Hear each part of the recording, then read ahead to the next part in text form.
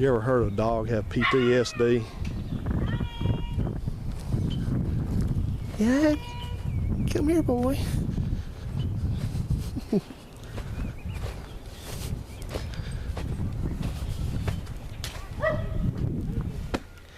Lucy, Simon, Lucy, come in.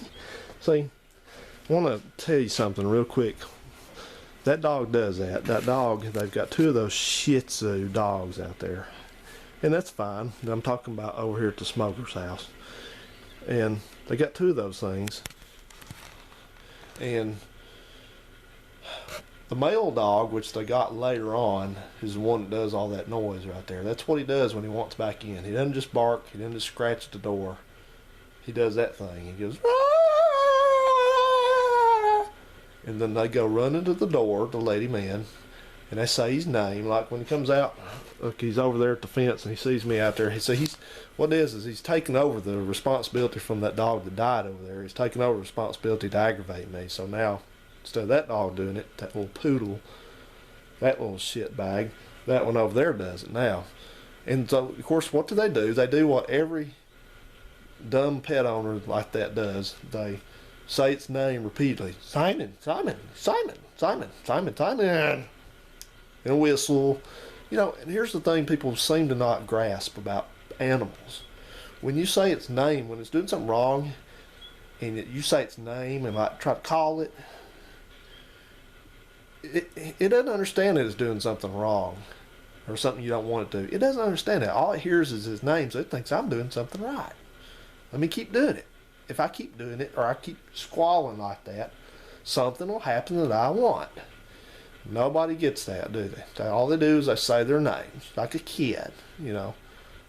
Simon, Simon, Simon. And the dog hears its name. It loves it. It wants more of it.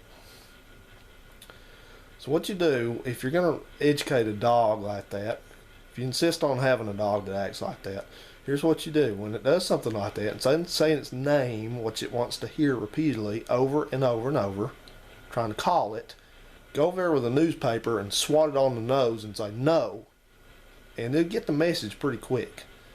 You know, if my dog did that, you know, first off, I wouldn't have a dog like that did that, because I'd have some consideration for my neighbors at 5 o'clock in the morning when you let the damn dog out and it's doing that.